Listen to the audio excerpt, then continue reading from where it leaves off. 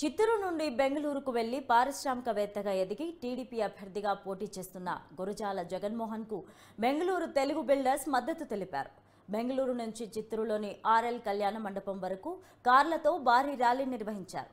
చిత్తూరు పారిశ్రామికంగా అభివృద్ధి చెందాలనే గురజాల జగన్మోహన్ ను అత్యధిక మెజార్టీతో గెలిపించాలని బెంగళూరు బిల్డర్స్ అసోసియేషన్ నాయకులు కోరారు.